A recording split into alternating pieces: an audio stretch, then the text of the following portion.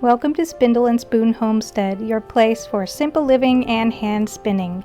Today I have exciting updates in my garden. We spent a lot of time on Labor Day clearing out the summer garden to make way for the fall garden. So as you can see, it's looking a little bare. So I'm going to walk you through that. This summer we had an epic cucumber harvest. The fence was just absolutely covered in cucumber vines. They did so well, and I was able to make gallons and gallons and gallons of pickles of all different types. So that was very exciting. These are the last cucumbers we harvested on Labor Day. They don't look great. I've been neglecting the cucumbers the past week or two. We might just feed these to the chickens. For one thing, I'm sick of making pickles. I think I might have made 2 or 3 years supply of pickles, guys. It's insane. I made a bunch of different varieties and it was super fun, but I'm ready to move on. We also had a really decent zucchini harvest, which was fun because I honestly have had zero success growing zucchini ever until this summer. So I was really happy about that. I was able to put up these 4-quart freezer bags stuffed full of shredded zucchini, so that'll make several batches of muffins or fritters or zucchini bread or cake or whatever. So just to remind you, this is our cucumber fence before, and then yesterday we tore it all down.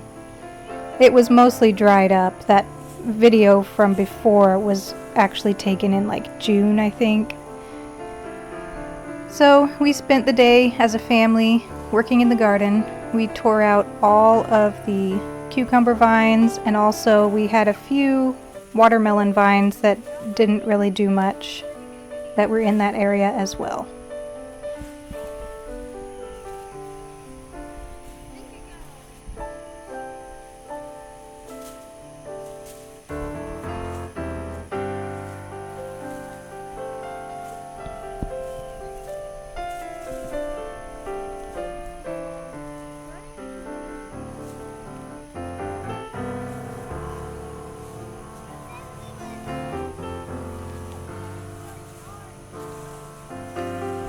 One of the reasons that I have a garden, besides the fact that I just absolutely love it, is that it's something we can do as a family that is working together to create something, to produce something, not just consume things. And we can hang out together and talk and spend time outside. And it's a good homeschool activity, learning all of the horticulture aspects of it, learning about different bugs and all kinds of things. There's so much you can learn in a garden. So as we're working, I'm just talking to my kids about it all. We don't sit down and read books about this necessarily unless we feel like it, but mostly I'm just talking to them about it, about what I know. The pile off screen is our compost pile that we're throwing all the vines onto. I throw garden vines and old plants and things onto the compost pile, but I don't usually throw weeds onto the compost pile because it's like a benign neglect pile. I don't really tend to it, so it doesn't really get hot enough to kill weeds and weed seeds. So if it's a weed, we burn it and everything else gets composted. Now we've moved almost all the way to the end of the fence. Almost got all of those cucumbers taken out.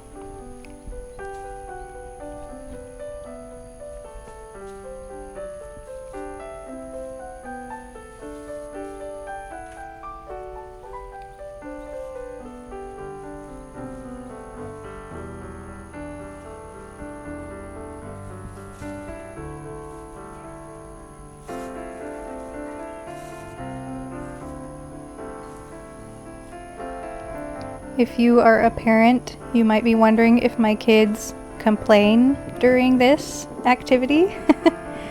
And the answer is yes and no.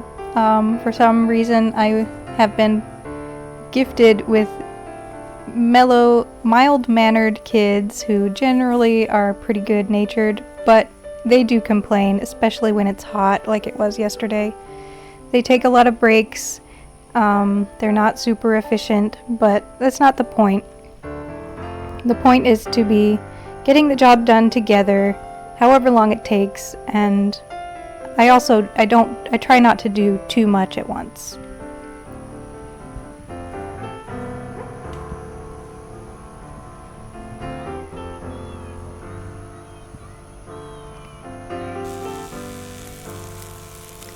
Then one last step before we start planting some seeds, I just weed whacked all along the fence just to get the grass cut down real short, because it's always trying to creep into the garden.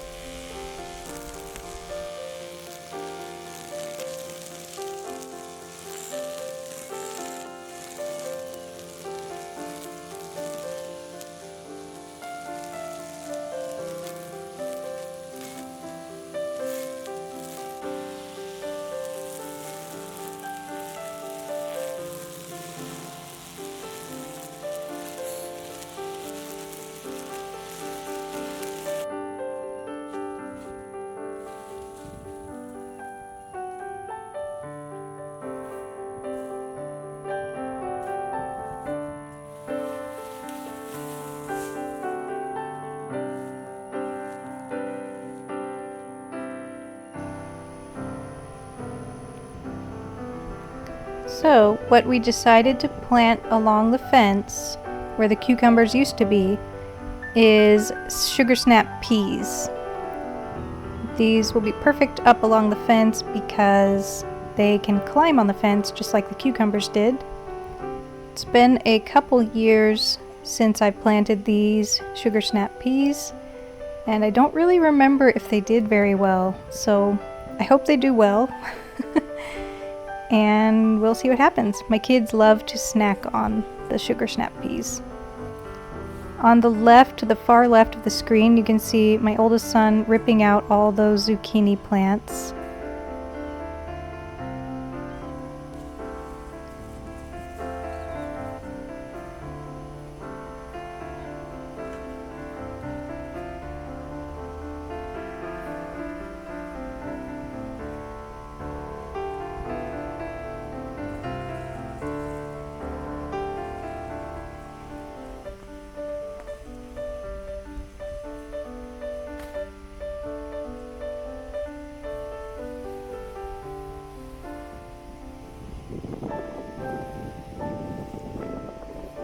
And the big green row you can see stretching out throughout the screen, that's my indigo.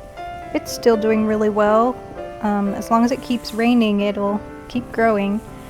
And I'm hoping it will go to seed, so I'll be able to harvest lots of indigo seeds.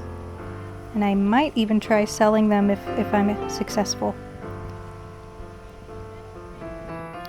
Some of the seeds we planted next were lettuces and some spinach. I planted them in this spot that had just had weeds before, and at the far end of the row is our two magnificent okra plants that are just getting started. They are so tall and beautiful. I'm going to have some more footage of them later in this video. But me and my son planted the lettuce and the spinach, and I just carved some little furrows and he sprinkled the seeds in. And we'll do our best to keep that watered in the heat, and hopefully they'll germinate really well, and later on I'll come through and thin them.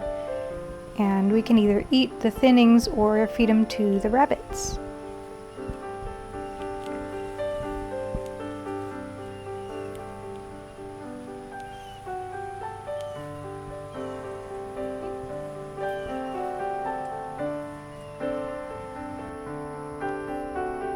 Then over where the zucchini used to be, we planted a little carrot patch. I haven't had much success with carrots in this garden because the soil is hard clay, but through the years it is getting a little bit softer, and I keep amending it with things.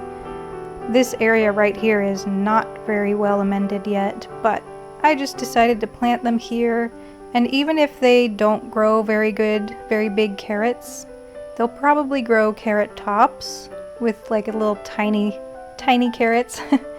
So if that happens, I'll still be happy because I can feed them to my bunnies and they will love those carrot tops.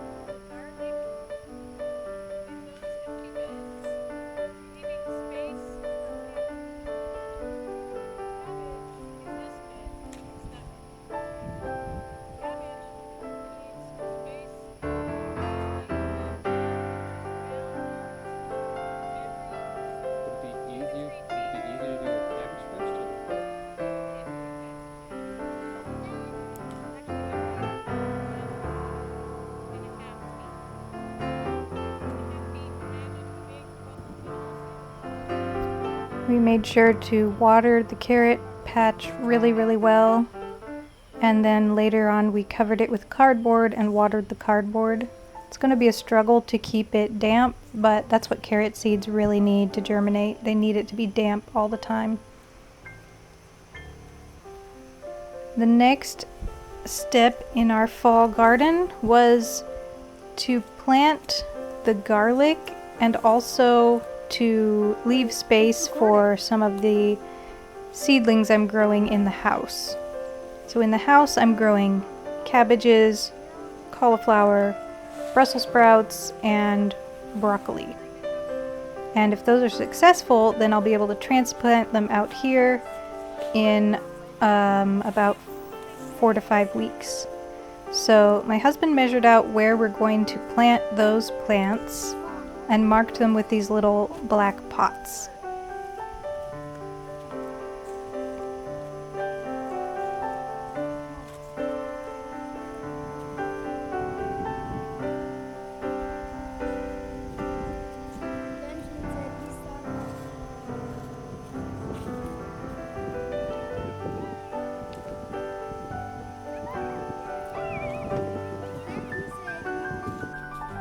And here's one row with the black pots, and we had a second row behind the camera.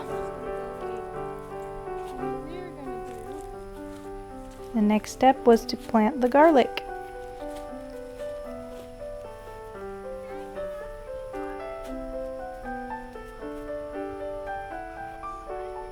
So to plant the garlic, we just planted it in an appropriate spacing in all the areas around these little black pots, so that there'd be room for the cabbages or whatever to grow, and they'd be interplanted with garlic. Garlic is a plant that you plant in the fall, and it grows all winter, and then you harvest it in the late spring.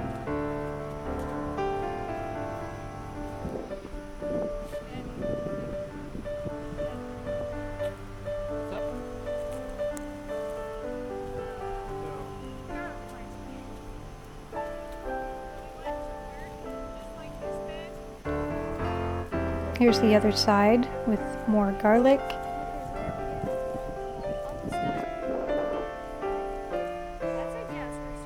I'm not gonna lie, planting a fall garden in Louisiana is pretty brutal.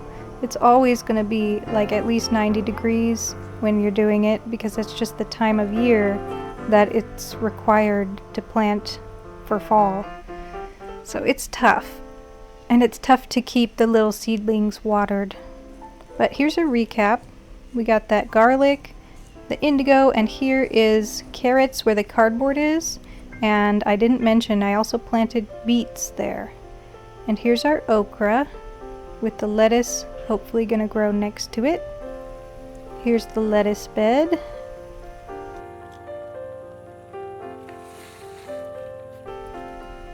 And our okra, taller than my daughter. It's a really pretty red okra. And we found a praying mantis on the okra. I'm so happy. Look at him, so distinguished.